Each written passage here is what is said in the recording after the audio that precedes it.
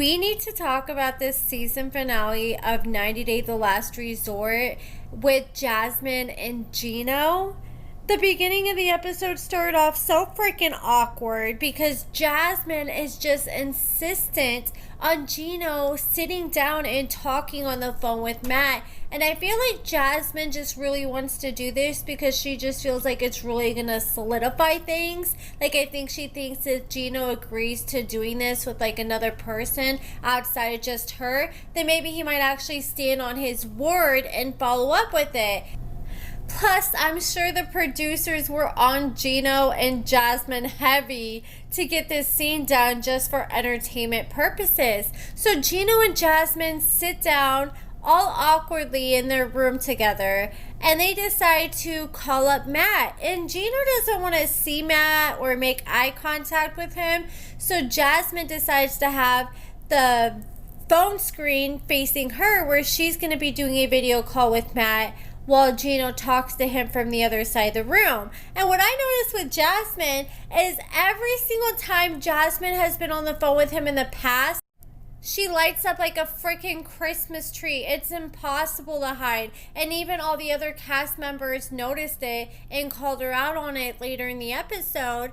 But I noticed in this specific scene, she made sure she was like closing her eyes majority of the time, or just looking down or looking at Gino. That way so she didn't have to make eye contact with Matt, because I think she knew if she did make eye contact with Matt, that Gino would be able to read that they had an emotional connection like everybody else can. So they sit there and Gino is just being so freaking awkward. He's like, yeah, so have you dated anybody before? I mean, the man's in his 30s. I mean, I would hope he is. You don't want the man to be a 40-year-old virgin, or do you?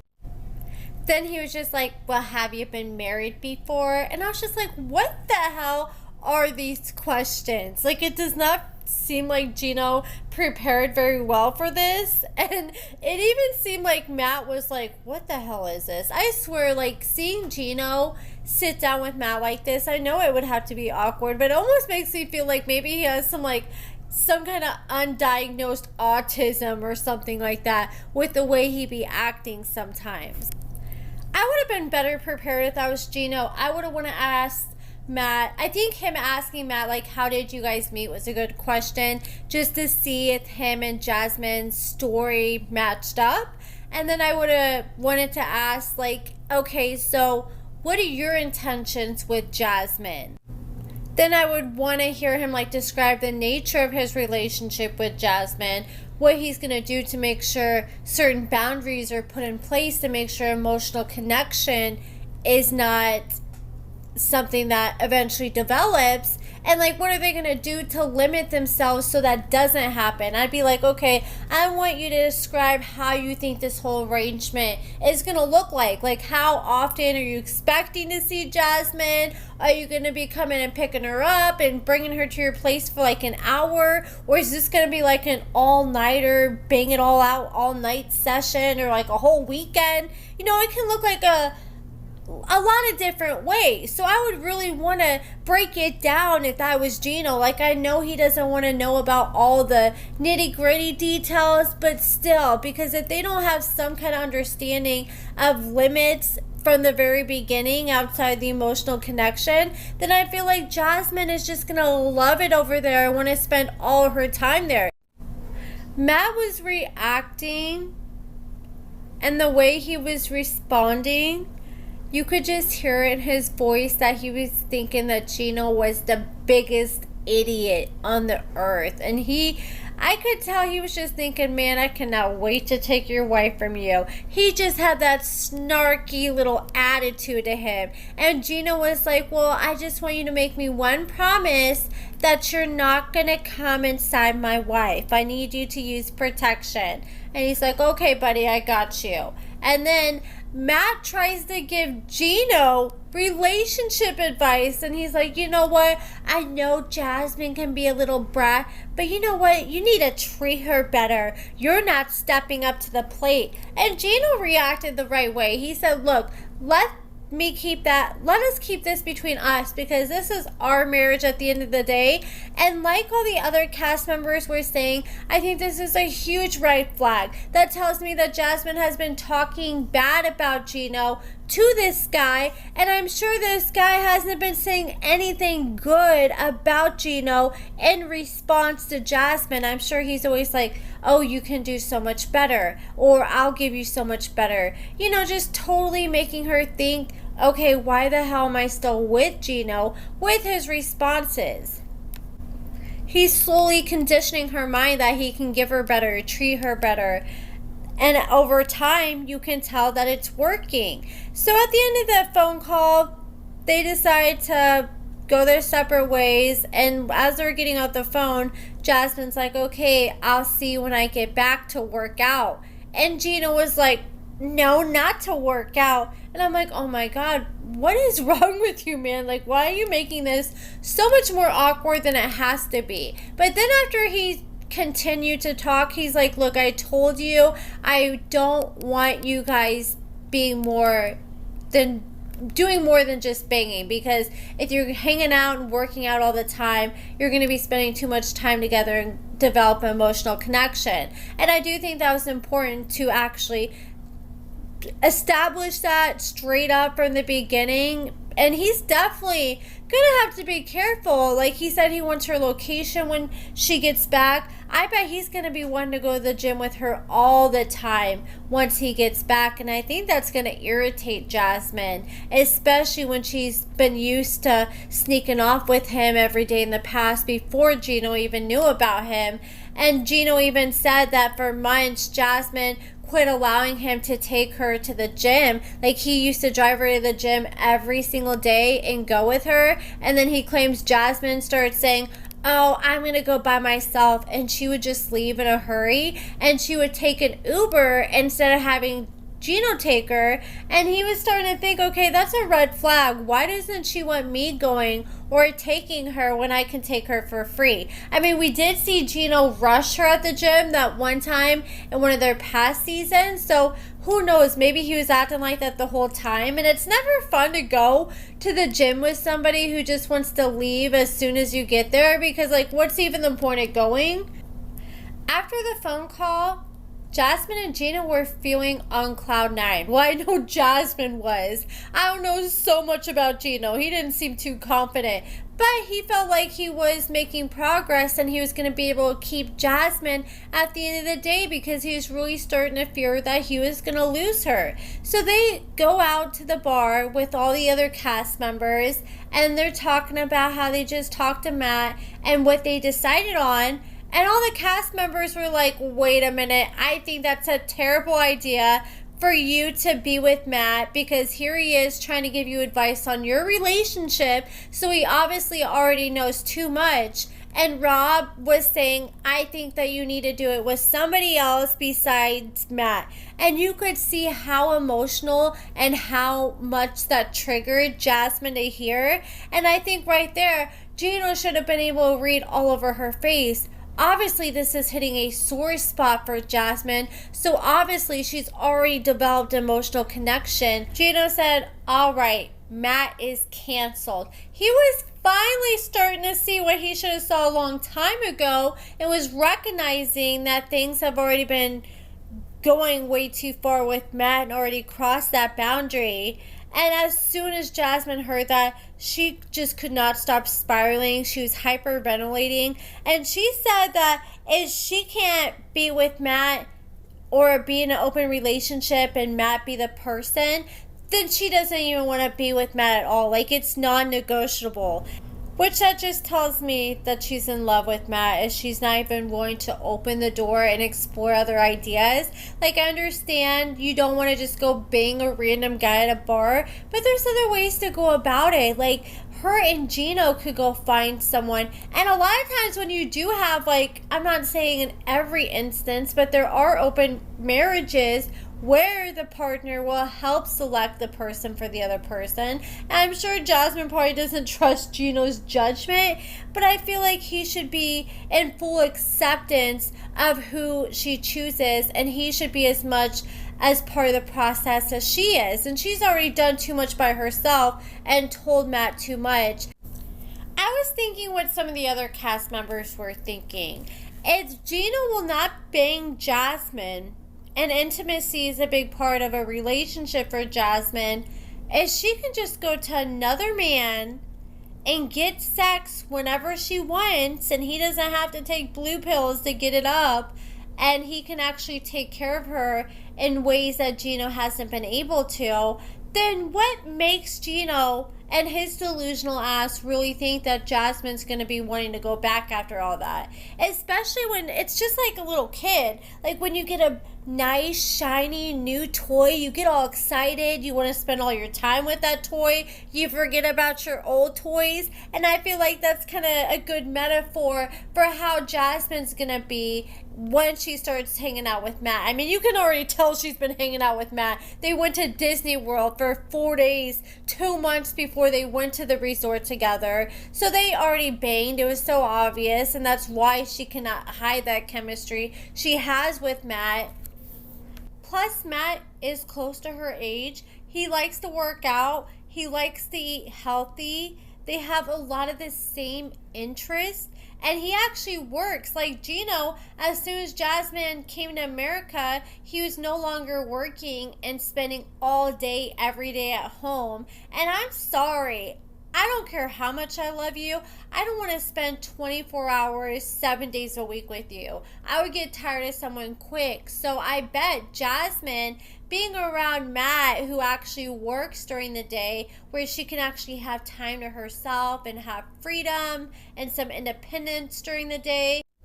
And she was claiming Gino was controlling her finances. And Gino claimed that's not true, but if it is true, I bet Matt's not controlling her finances, and he's probably letting her get away with things that Gino would never. So we see her freak out after Gino says that Matt is canceled, and she decides to go home because pretty much she doesn't want to hear what any of the cast members have to say. She pretty much calls them all hypocrites and claims that they have no room to talk about her issues, and the only person that should be giving her advice is the counselors and psychiatrists on this retreat. But I just think that's mighty rich coming from Jasmine, because she was the same person giving all sorts of unsolicited advice and putting her nose in everyone's business at the beginning of this season. She was the one constantly stirring the pot, but now she doesn't want to hear it. So after she went back home, or not home, but went back to the room, her and Gino decided to sleep in separate rooms because he just needed time to himself to think about things. And at that point, both of them are very nervous because they don't know if they're going to recommit at the recommitment ceremony. And finally, the big day came. It was time for the recommitment ceremony. And after weeks of intense therapy and confronting their issues, they made a rather unconventional decision to recommit their marriage. I just feel like Gina was like, okay, I can't cut it off now, because if I do, she's going to run straight into Matt's arms and I'm never going to get her back. And I feel like he just feels like he's came so far. He doesn't want to throw away all the work he's done. But at the same time, it's like, dude, you've been weaponizing affection against her for the past 9 months. Like, how long are you gonna go? And at this point, I'm starting to feel like the man, maybe his penis just doesn't work at all, even with the blue pills. And that's the real reason why he doesn't want to do it with Jasmine, because he doesn't want to scare Jasmine off, because she might realize, okay, this might not ever work again, and get tired of it and move on. I don't know, but I feel like it's got to be something pretty serious, to the point where you make every excuse in the book not to do it. Like, I don't understand. It's like, if you want a way to punish Gino in the worst way possible that's really going to hurt him, than just make him have sex with his wife. That's how it feels like at this point. It feels like that's the last thing he would do, and he doesn't want to touch her with a 10-foot pole. Then at the very end, Jasmine was like, okay, so you being in this marriage with me means that you are agreeing to have the whatever they call it, the non-ethical, the ethical, whatever, marriage. I'm just gonna say the open marriage, specifically with Matt. If it wasn't Matt, then it wasn't happening at all. She was gonna walk away single, or probably walk away with Matt only. And Gino agreed that she can be with Matt. So it seemed like everything was gonna be sunshine and rainbows. They were gonna live happily ever after, and their new dynamic, however strange it seemed to many viewers, it looked like it was gonna maybe be a hopeful future for them.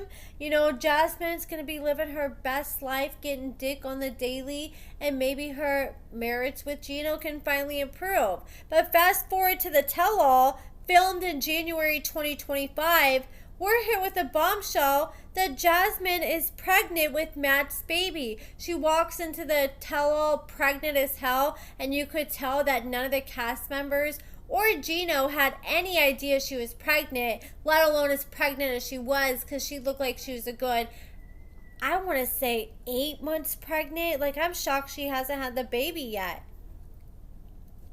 Like, I feel like I didn't get that big until I was on my last, like, month and a half of my pregnancy, and she still looks super pregnant on her Instagram, but I wouldn't be shocked if she's posting older pictures and older videos that she pre-recorded so she can kind of throw everybody off with the whole timeline. And I cannot wait for this tell-all baby. I cannot wait till Monday night. I can't wait for Jasmine and Gino storyline, especially because I just have so many thoughts and questions on what happened that finally pushed Jasmine to just run and move in with Matt altogether. I really hope SHEIN, the host, pushes for those type of questions and pushes for a more direct timeline, because I've just been very let down with the producers this season. Because, okay, I will give it to them. I feel like they really did their big one with this season. I feel like they did a great job selecting the cast. Like, they picked all cast members. They kind of keep you on your toes, and cast members that, how can I say it? Cast members that their personalities really bounce off each other. Like, if they don't have drama going on in their relationships, they always find a way to start some kind of drama between each other. Like, there's always something going on. And the ones that don't have drama going on, like, they're nurturing, like Stacy and Florian. And I just think it's just a good group all together. But I am disappointed with the fact that I feel like the producers have not really been giving Jasmine or Gino much pushback. Like, I feel like they should really be asking Jasmine, okay, how'd you meet? What were your first impressions of Matt? Could you see yourself having a future with Matt? Do you have a crush on Matt? Have you ever spent the night with Matt? Have you ever went to Matt's place? Have you ever went to Matt's place without telling Gino? Or like how, I feel like they just really got the bare minimum when it came to details about Jasmine and Matt. Like, all we really learned was Jasmine met him at the gym, and that's it, besides what we heard on the phone calls. And it's like, man, like, why are they pushing for more details? Like, I know they shared a little bit more details on the between the sheets, but it's like when Jasmine brings up her and Matt, it's like they just let it hang in the air and disappear. They don't give her any kind of pushback or try to follow up with anything. And I just feel like it's a huge missed opportunity. And I hope that's another missed opportunity that SHEIN, the host from the tell-all, doesn't do. I hope she really pushes. And if she doesn't push, then I hope that one of the cast members steps up to the plate and really pushes Jasmine on details. I mean, if anything, I think maybe Gino will if no one else is. Or maybe they might bring some of Gino's family members on the tell-all to call her out, because I'm sure they're going to bring Matt onto the tell-all. Oh my god, I cannot wait. I don't think I've been this excited for a 90 Day Fiancé tell-all in a hot minute. And I have a feeling they're probably going to save like the Jasmine and Gino part for like the very fourth or fifth and final part, which that's going to suck, but at least they'll give us something to look forward to. And it definitely looks like we're going to have a lot to talk about in between then. But that's it for this video, guys. Let me know what you guys think about everything in the comments below. Give this video a thumbs up, subscribe, and thank you so much for watching.